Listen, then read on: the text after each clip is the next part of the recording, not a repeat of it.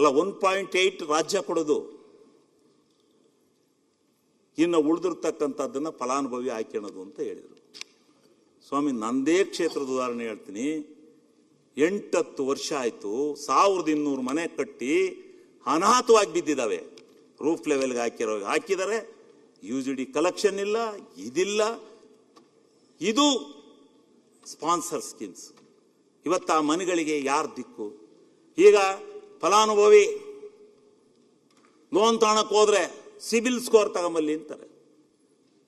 ಯಾರ ನಿರ್ಗತಿಕನಿಗೆ, ವಸತಿ ರೈತನಿಗೆ ನಾವು ಮನೆ ಕೊಟ್ರೆ ಅದನ್ನು ಸಿಬಿಲ್ ಸ್ಕೋರ್ ತಂದು ನಾವು ಅವನಿಗೆ ಬ್ಯಾಂಕ್ ಸಾಲ ಕೊಡುತ್ತಾ? ಏನ್ ಮಾಡ್ಬೇಕು ಈ ಸ್ಕೀಮ್ಗೆ? ಹೆಂಗೆ ಇವತ್ತು ಇಡೀ ದೇಶದಲ್ಲಿ ಎಷ್ಟು ಲಕ್ಷ ಮನೆ ಕಟ್ಟಿದ್ರಿ, ಇಡೀ ರಾಜ್ಯದಲ್ಲಿ ಈ ಎಲ್ಲ ಮನೆಗಳು ಅನಾಥವಾಗಿ ಬಿದ್ದಿದ್ದಾವೆ. ಈ ಕಷ್ಟ ನೋಡ್ಲಾರ್ದನೇ ಸರ್ಕಾರದಿಂದಲೇ ಮತ್ತೊಂದು ಲಕ್ಷ ಕೊಡ್ತೀನಿ ಅಂತೇಳಿ ಸನ್ಮಾನ್ಯ ಮುಖ್ಯಮಂತ್ರಿಗಳು ಸ್ವಲ್ಪ ಮಟ್ಟಿಗೆ ಎಲ್ಲೆಲ್ಲೋ ಒಂದು ಭಾಗಕ್ಕೆ ಹಣನ ಒದಗಿಸಿ ಮನೆನ ಪ್ರಾರಂಭ ಮಾಡಿದ್ದಾರೆ. ಇನ್ನೂ ಸಾವಿರಾರು ಮನೆಗಳು ಇನ್ನೂ ಅನಾಥವಾಗಿ ಬಿದ್ದಿದ್ದಾವೆ. ಈ ನಮ್ಮ ಶಾಸಕರಿಗೆಲ್ಲ ಬಹುಶಃ ಅದು ಗೊತ್ತಾಗಬಹುದು, ಯಾತಕ್ಕೆ ನಿಂತಿದ್ದಾವೆ ಇವು ಮನೆಗಳು, ಏನು ಕಾರಣ ಇದು ಗೊತ್ತಾಗೋದಿಲ್ಲ ಯಾರಿಗೂ. ರಾಜ್ಯ ಸರ್ಕಾರದ ಮೇಲೆ ಬಿದ್ದುಬಿಡ್ತಾರೆ ಅವರಿಗೆಲ್ಲ. ಪಾಪ ಇದು ಹೌಸಿಂಗ್ ಫಾರ್ ಆಲು, ಇದು 2 ರಾಜ್ಯಗಳ ಮಧ್ಯದಲ್ಲಿ ಆಗಿರ್ತಕ್ಕಂಥ ಒಪ್ಪಂದ. ಈ ಒಪ್ಪಂದದ ಪ್ರಕಾರ ಇದಾಗಿದೆ, ಇದು ಏನೋ ಆಗೋಗಿದೆ ಅಂತ ಇದನ್ನು ತಿಳ್ಕೊಳಲ್ಲ ಜನ. ಬಂದು ದಿವಸ MLAಗಳ ಮನೆ ಹತ್ರ ನಿಂತ್ಕೋತಾರೆ. ಏನ್ ಸ್ವಾಮಿ, ಕೆಲವ್ರು ಕಟ್ಟ್ಯಾರೆ, 10,000 ಕಟ್ಟ್ಯಾರೆ, 50,000 ಕಟ್ಟ್ಯಾರೆ, ಮನೆ ಕೊಡಿ ಅಂತ ಬರ್ತಾರೆ. ಈ ಮನೆ ಅದು 10-7-8 ವರ್ಷ ಐತೆ, ಅದನ್ನ ಕಂಪ್ಲೀಟ್ ಮಾಡ್ಬೇಕಾರೆ ಕಾಂಟ್ರಾಕ್ಟರ್ ಅಲ್ಲಿಲ್ಲ. ಯಾರು ಕಟ್ಟಬೇಕು ಆ ಮನೆನ? ಯಾರು ಕೊಡಬೇಕು? ಇದಕ್ಕೆ ಯಾರು ಬರಬೇಕು? ತೊಂದರೆ ನೀವಲ್ವ? ಸ್ಪಾನ್ಸರ್ ಸ್ಕೀಮಾ? Centrally sponsors? ಕೂತು ವ್ಯವಹರಿಸ್ಬೇಕಲ್ಲ, ಮನೆಗಳು ಮುಗಿಬೇಕಲ್ಲ. ಕರ್ನಾಟಕ ರಾಜ್ಯದಲ್ಲಿ ಮನೆಗಳು ಮುಗಿಬೇಕಾ ಬೇಡ? ಪೂರ್ಣಗೊಳಿಸ್ಬೇಕಲ್ಲ. ಇದನ್ನ ಯಾರ ಮೇಲೆ ಎತ್ತಾಕೋದು? ಇನ್ನೊಂದು, ಪ್ರಧಾನಮಂತ್ರಿ ಆವಾಜ್ ಅಂತಲೇ ಒಂದು ಸ್ಕೀಮ್ ತಂದು, ನಾವು ಎಲ್ಲ ಈ ಸಾರಿ ನಾವು ಒಳ್ಳೆ ಮನೆಗಳು ಸಿಗ್ತೇವೆ ನಮ್ಮ MLAಗಳಿಗೆಲ್ಲ ಅಂತ ತಿಳ್ಕೊಂಡಾಗ ಆ ಸ್ಕೀಮ್ನಲ್ಲಿ 72,000 ರೂಪಾಯಿ ಅವ್ರು ಕೊಡೋದು, 47,000 ರೂಪಾಯಿ ನಾವು ಕೊಡೋದು, 48,000 ನಾವು ಕೊಡೋದು, ಇನ್ನು ಉಳಿದದ್ದನ್ನ ನರೇಗಾದಲ್ಲಿ ಹಾಕೋದು 25,000ನ 1.5 ಲಕ್ಷಕ್ಕೆ ಮನೆ ಕಟ್ಟೋದು ಅಂತ ಹೇಳಿ ತೀರ್ಮಾನ ಮಾಡಿ ಮನೆನ ಕೊಟ್ಟರು. ಇವತ್ತು 1.5 ಲಕ್ಷಕ್ಕೆ ನರೇಗಾದ 25,000 ಬರಲ್ಲ ಇನ್ನು ಮುಂದೆ. ಈಗ 1.25 ಲಕ್ಷಕ್ಕೆ ಯಾರು ಮನೆ ಕಟ್ಕೋತಾರೆ? ಆಮೇಲೆ ಕಟ್ಟಿ ಏನು ಮಾಡಿರು, ಸೆಂಟ್ರಲ್ನಿಂದ ಒಂದು ಸಮೀಕ್ಷೆ ಮಾಡಿರು, ವಸತಿ ರೈತರ ಪಟ್ಟಿ ಸೆಂಟ್ರಲ್ನಿಂದ ಬಿಡುಗಡೆ ಆಯಿತು. ಯಾರ್ದು ಹೆಸರು ಆ ಪಟ್ಟಿನಲ್ಲಿದೆ ಅವರಿಗೆ ಮಾತ್ರ ನೀವು ಮನೆ ಕೊಡಬೇಕು ಅಂತ ಹೇಳಿ ನಮ್ಮ ಸ್ಥಳೀಯ ಜನಪ್ರತಿನಿಧಿಗಳಿಗೆ, ನಮ್ಮ ಸದಸ್ಯರುಗಳಿಗೆ ಎಲ್ಲರಿಗೂ ತಾಕೀತು ಮಾಡಿದರು. ಕಾನೂನು ಹಂಗಿದೆ, ಮೊದಲ ಆ ಪಟ್ಟಿಲಿರೋರಿಗೆ ಕೊಡಬೇಕು ಅಂತ. ಈಗ ಮನೆ ಇಲ್ಲ, ಇದು ಸೆಂಟ್ರಲಿ ಸ್ಪಾನ್ಸರ್ ಸ್ಕೀಮು, ಪರ್ಸೆಂಟೇಜ್ ಮೇಲೆ ಆಗಿರುವಂಥದ್ದು. ಈ ರೀತಿ ಸನ್ಮಾನ್ಯ ಅಧ್ಯಕ್ಷರೇ ಇದೆಲ್ಲ ಇದಾವೆ. ಇದರಿಂದ ನಾವು ಡಿಫಿಸಿಯೇಟ್ನ ಅನುಭವಿಸ್ತಾ ಇದ್ದೀವಿ ಬಹಳ ಮಟ್ಟಿಗೆ.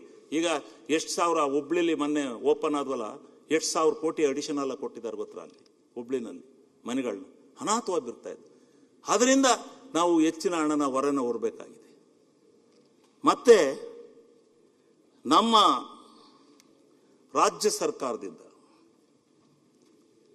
ಎಲ್ಲ ತೆರಿಗೆಗಳ ಭಾಗದಿಂದ ನನಗಿರ್ತಕ್ಕಂಥ ಮಾಹಿತಿಯ ಪ್ರಕಾರ 4,500 ಲಕ್ಷ ಕೋಟಿಯಿಂದ 4.25 ಲಕ್ಷ ಕೋಟಿಯವರೆಗೆ ಕೇಂದ್ರ ಸರ್ಕಾರಕ್ಕೆ ತೆರಿಗೆ ರೂಪದಲ್ಲಿ ಹಣ ಹೋಗ್ತಾ ಇದೆಯೋ ಇಲ್ವೋ ಇದು ಈ ಸದನದಲ್ಲಿ ಚರ್ಚೆ ಆಗಲಿ. ಹೋಗ್ತಾ ಇರೋಂಥ ಸಂದರ್ಭದಲ್ಲಿ ನಮಗೆ ಈ ರೀತಿ ಕೇವಲ 79,000 ಕೋಟಿ ನಮಗೆ ಕೊಡ್ತಿರಲ್ಲ, ಇದು ಧರ್ಮನ? ಇದು ಸಾಧ್ಯನಾ? ಇದು ಆಗಬೇಕಾ? ಏನು ಮಾಡಬೇಕು ನಾವು ಈ ದುಡ್ಡು ತಗೊಂಡು? ಅವರೇ ಬರಲಿ ನಾಳೆ ಈ ಕಡೆಗೆ, ನಾನು ಬೇಡ ಅಂತ ಹೇಳಲ್ಲ, ಬಿಜೆಪಿಯರೇ ಬಂದು ಕೂತ್ಕೊಂಡ್ರು ಅಂತ ಇಟ್ಕೊಳ್ಳಿ, ಜನ ಆಶೀರ್ವಾದ ಮಾಡಿ ಏನು ಮಾಡ್ತಾರೆ? ಇದನ್ನ ಕೇಂದ್ರ ರಾಜ್ಯ ಸರ್ಕಾರಗಳ ಸಂಬಂಧನ ಸರಿದೂಗಿಸ್ತಾ ಹೋದ್ರೆ ಯಾವ MLA ತನ ಇಲ್ಲಿ ಕೂತ್ಕೊಂಡು ಕೆಲಸ ಪ್ರಾಮಾಣಿಕವಾಗಿ ಮಾಡೋಕ್ಕಾಗುತ್ತೆ? ಮುಖ್ಯಮಂತ್ರಿಗಳ ಹತ್ರ ಹೋಗಿ ಸಿದ್ದರಾಮಣ್ಣ ಮೊದಲು ಬರೀತಿದ್ರು, ಈಗ ಬರೆಯಕ್ಕಲ್ಲ ಅಂದ್ರೆ ಸಿದ್ದರಾಮಣ್ಣ ಬರೀತಾರೆ, ಯಾವಾಗಲೂ ಖಜಾನೆ ನೋಡಿ ಬರೀತಾರೆ.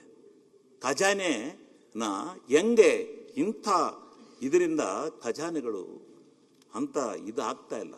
ಇವೆಲ್ಲ ಬದಲಾವಣೆ ಆಗಬೇಕು, ಬರಬೇಕು, ನಮಗೆ ಬರಬೇಕಂತ ಭಾಗ. ನಾನು ಮುಂದೆ ಬರ್ತೀನಿ, ಯಾವ್ಯಾವ ರಾಜ್ಯಕ್ಕೆ ಈ ರಾಜ್ಯದ ಯಾವ್ಯಾವ ರಾಜ್ಯಗಳಿಗೆ ಇದೇ ಟ್ಯಾಕ್ಸ್ ಇದರಲ್ಲಿ ಎಷ್ಟೆಷ್ಟು % ಕೊಟ್ಟಿದ್ದಾರೆ ಅನ್ನೋದನ್ನ ನಾನು ಹೇಳ್ತೀನಿ. ಉತ್ತರ ಪ್ರದೇಶದ್ದು ಇದೆ, ಬಿಹಾರದ್ದು ಇದೆ, ಪಶ್ಚಿಮ ಬಂಗಾಳದ್ದು ಇದೆ, ಎಲ್ಲಾ ರಾಜ್ಯಗಳದ್ದು ಇದೆ. ತಂದಿದ್ದೀನಿ ಮಾಹಿತಿನ, ಎಷ್ಟೆಷ್ಟು ಲಕ್ಷ ಕೋಟಿ ಕೊಡ್ತಾ ಇದ್ದಾರೆ ಅಂತಕ್ಕಂಥದ್ದನ್ನು ತಂದಿದ್ದೀನಿ. ಯಾಕೆ ಕರ್ನಾಟಕದ ಬಗ್ಗೆ ಈ ರೀತಿ ಮಲತಾ ಧೋರಣೆ? ಏನು ಇಲ್ಲಿ ವಿರೋಧಿ ಪಕ್ಷ ಐತೆ ಅಂತ ಇಲ್ಲ, ಬಿಜೆಪಿ ಇದ್ದಲ್ಲೂ ಇದೆ ಹಣೆ ಬರ ಈ ಕಡೆ. ಯಾಕೆ ಕರ್ನಾಟಕದ ಬಗ್ಗೆ ಈ ತರ ಮಲ್ತಾ ಧೋರಣೆ? ಇದನ್ನ ಯಾರನ್ನ ಕೇಳಬೇಕು? ಯಾಕೆ ಕೇಳಬೇಕು? ಇದನ್ನ ಹೆಂಗೆ ವಿಶ್ಲೇಷಣೆ ಮಾಡೋದು ಅಂತಕ್ಕಂಥದ್ದನ್ನ ನನಗೆ ನೀವು ಇದು ಮಾಡಿಕೊಡ್ಬೇಕು ಅಂತಕ್ಕಂಥದ್ದನ್ನ ಹೇಳ್ತೇನೆ ಮೊನ್ನೆ ಅಧ್ಯಕ್ಷರೇ. ಆಮೇಲೆ ಈ GST ಏನೋ ಕಡಿಮೆ ಮಾಡಿರು, ಏನೋ ಈ ಕೆಲವರು ಚುನಾವಣೆಗೋಸ್ಕರ ಮಾಡಿರು ಅಂತಾರೆ, ಕೆಲವರು ಏನು ಕೇಳ್ತಾರೆ, ನಾನು ಅದನ್ನು ಪ್ರಸ್ತಾಪ ಮಾಡೋಕೆ ಹೋಗಲ್ಲ. ಅವ್ರು ಮಾಡಿದ್ರು, ಅವ್ರಿಗೆ ಅಧಿಕಾರ ಇತ್ತು, ಮಾಡಿರು. ಆದರೆ ಆ GST ರೈತರಿಗೆ ಜನಗಳಿಗೆ ತಲುಪ್ತಾ? ಕಾರ್ಪೊರೇಟ್ ಸಂಸ್ಥೆಗಳಿದ್ವಲ್ಲ, ಅವು ಯಾರೂ ಬೆಲೆ ಇಳಿಸ್ಲಿಲ್ಲ, ಅವರೆಲ್ಲ ಅಷ್ಟೇ ಬೆಲೆಗೆ ಮಾರಿರು. ಅವರಿನ್ನೂ ಶ್ರೀಮಂತರಾದ್ರ ಹೊರತು ಈ ಟ್ಯಾಕ್ಸಸ್ ಅನುಕೂಲ ಸಾಮಾನ್ಯ ಜನರ ಕೈಗೆ ಹೋಗಲಿಲ್ಲ. ಇದನ್ನ ಅರ್ಥ ಮಾಡ್ಕೋಬೇಕು ನಾವು. ಯಾವುದೋ ಒಂದು ಇದನ್ನ ಮಾಡ್ತೀವಿ ಅಂತೇಳಿ ಜನಕ್ಕೇನೋ ನಾವು ಇದು ಮಾಡಬಹುದು, ಯಾವುದೋ ಒಂದು ರೀತಿ ಹೇಳ್ಬೋದು. ಆದರೆ ಇದರಿಂದ ನನಗಿರ್ತಕ್ಕಂಥ ಒಂದು ಮೂಲದ ಪ್ರಕಾರ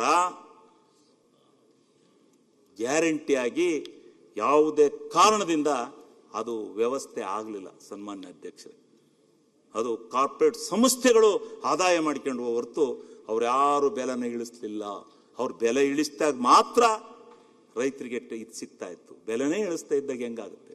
ಅದೇ ಬೆಲೆ ಮಾರ್ಕೊಂಡ್ರು ಅವರು. ಟ್ಯಾಕ್ಸ್ ಮಾತ್ರ ಅಷ್ಟಕ್ಕೆ ಹೋಯ್ತಷ್ಟೇ.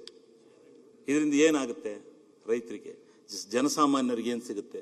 ನೀವು ಅರ್ಥ ಮಾಡ್ಕೋಬೇಕು ಅಂತಕ್ಕಂಥ ಮಾತನ್ನು ಸಹಿತ ನಾನು ಈ ಸಂದರ್ಭದಲ್ಲಿ ಹೇಳಿ, ಇವತ್ತು ಈ ರಾಷ್ಟ್ರೀಯ ಯೋಜನೆಗಳ ಬಗ್ಗೆ ಸ್ವಲ್ಪ ಆಮೇಲೆ ಬರ್ತೀನಿ. ರಾಷ್ಟ್ರೀಯ ಯೋಜನೆಗಳ ನಮ್ಮ ರಾಜ್ಯಕ್ಕೆ ಆಮೇಲೆ ಹೇಳ್ತೀನಿ ಯಾರ್ಯಾರಿಗೆ ಎಷ್ಟೆಷ್ಟು ಕೊಟ್ಟಾರೆ ಅಂತ. ಕರ್ನಾಟಕದಲ್ಲಿ ಒಂದೇ ಒಂದು ರಾಷ್ಟ್ರೀಯ ಯೋಜನೆಯನ್ನ ಕೊಟ್ಟಿಲ್ಲ. ಕೊಟ್ಟಿದ್ರೆ ಹೇಳಿ, ನಾನು ತಪ್ಪು ಹೇಳಿದ್ರೆ ತಿದ್ಕೆತೀನಿ. ಒಂದೇ ಒಂದು ರಾಷ್ಟ್ರ ಕೊಟ್ಟಿಲ್ಲ. ಒಂದೊಂದು ಉತ್ತರ ಕರ್ನಾಟಕದ ರಾಜ್ಯಗಳಿಗೆ ಎಷ್ಟೆಷ್ಟು ಕೊಟ್ಟಿದ್ದಾರೆ. ಅದರಿಂದ ರಾಷ್ಟ್ರೀಯ ಯೋಜನೆಗಳಿಗೆ ದುಡ್ಡು ಕೊಟ್ರೆ ನಾವಿಲ್ಲಿ ಬಂದ್ ಮಾಡಿ ಅದರಂತೆ ರಾಜ್ಯ ನಡ್ಕೊಂಬರುತ್ತೆ. ಅದರಲ್ಲಿ ನಮ್ಮ ರೆವಿನ್ಯೂ ಡಿಫಿಸಿಯೇಟ್ ಬಗ್ಗೆ 5,495 ಕೋಟಿನ ಕೊಡಬೇಕು ಅಂತೇಳಿ ಫೈನಾನ್ಸ್ ಕಮಿಷನ್ ರೆಕಮೆಂಡೇಶನ್ ಮಾಡಿ ಕಳಿಸ್ತು. ಇವತ್ತಿನವರೆಗೂ ಕೊಟ್ಟಿಲ್ಲ ಅಧ್ಯಕ್ಷರೇ. ಇದನ್ನ ತಾವು ಅರ್ಥ ಮಾಡ್ಕೋಬೇಕು. ಆಮೇಲೆ ಇನ್ನೊಂದು ಅಧ್ಯಕ್ಷರೇ, ಇದೇ ಸದನದಲ್ಲಿ ನಾವು 9 ಗಂಟೆ ರಾತ್ರಿ ಆಯಿತು GST ಬಿಲ್ಲನ್ನು ಅಪ್ರೂವ್ ಮಾಡಿಕೊಡ್ಬೇಕಾದ್ರೆ. ನಾನಾಗ ಆ ಭಾಗದಲ್ಲಿದ್ದೆ, ಸಿದ್ದರಾಮಣ್ಣರೇ ಮುಖ್ಯಮಂತ್ರಿ. ಬೇಡಿ, ಡೆಲ್ಲಿ ಬಹುದೂರೈ ಇದನ್ನು ಕೊಡಬೇಡಿ,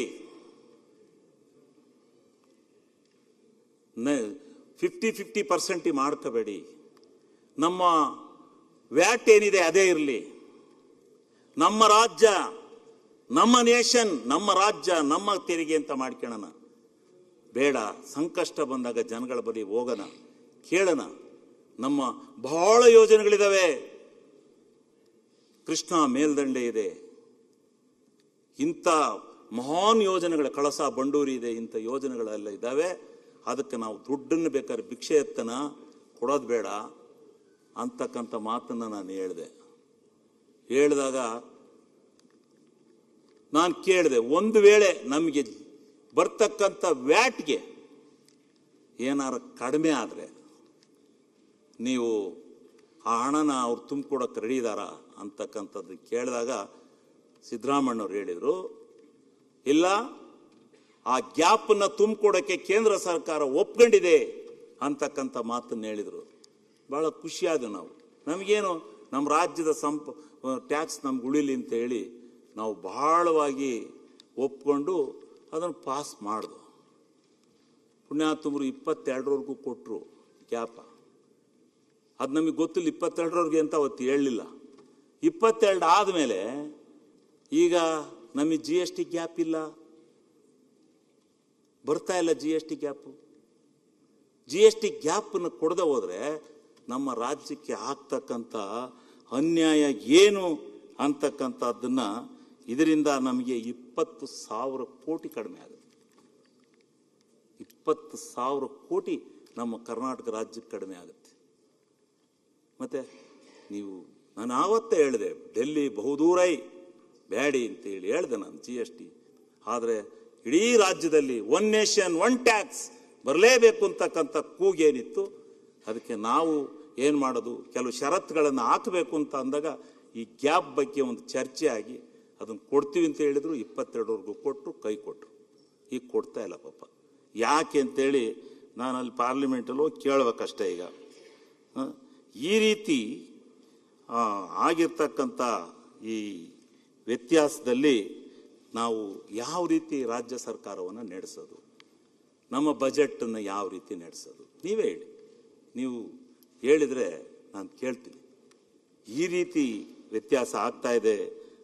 ಮಾನ್ಯ ಅಧ್ಯಕ್ಷರೇ, GST ವಿಚಾರದಲ್ಲಿ ಕೇಂದ್ರ ಸರ್ಕಾರ ಏಕಪಕ್ಷೀಯವಾಗಿ ವರ್ತನೆ ಮಾಡಿಕೊಂಡು ಇದೆ. ನಮ್ಮರು ಒಬ್ಬರು ಕೌನ್ಸಿಲರ್ ಹೋಗ್ತಾರೆ, ಇಲ್ಲ ಅಂತ ಹೇಳೋದಿಲ್ಲ, ಕೌನ್ಸಿಲಿಂಗಿಗೆ ಹೋಗ್ತಾರೆ, ಸಭೆಗೆ ಹೋಗ್ತಾರೆ.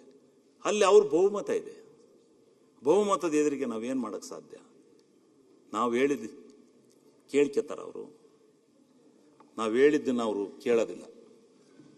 ಆದ್ದರಿಂದ ಇವತ್ತು ಅವರು ಮಾಡಿದಂಥದ್ದೇ ಕಾನೂನು. ಇದರಿಂದ ನಮ್ಮ ರಾಜ್ಯಕ್ಕೆ ಹಣಕಾಸಿನ ದೃಷ್ಟಿನಲ್ಲಿ ಇವತ್ತು ಬಹಳ ಇದೆ. ನಮಗೆ ನಾವೇನಾದ್ರು ಟ್ಯಾಕ್ಸ್ ಹಾಕಿದರೆ 4ರ ಮೇಲೆ ಹಾಕೇಳಿ ಅಂತ ನಮ್ಮನ್ನು ಬಿಟ್ಟಿದ್ದಾರೆ.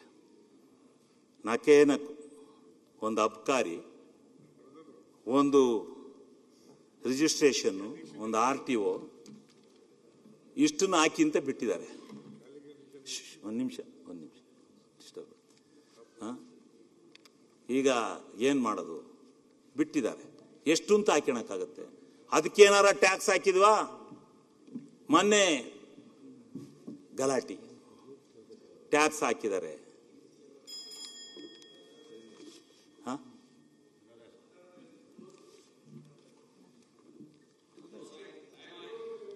ಅಲ್ಲ, ಆಮೇಲೆ ಮಾತಾಡ್ತೀನಿ ಅಧ್ಯಕ್ಷರೇ, ಟೈಮ್ ಕೊಟ್ರೆ. ಅಲ್ಲ ಅಧ್ಯಕ್ಷರೇ, ಟೈಮ್ ಕೊಟ್ರೆ ಆಮೇಲೆ ಒಂದು ಬಂಡವಾಳ ಹೂಡೋದು ಕಡಿಮೆ ಆಗುತ್ತೆ. ನಾವು ಇನ್ನೊಂದು ಮೂಲಕ್ಕೆ ಬಂಡವಾಳ ಹೂಡ್ಬೋದು, ಇನ್ನೊಂದು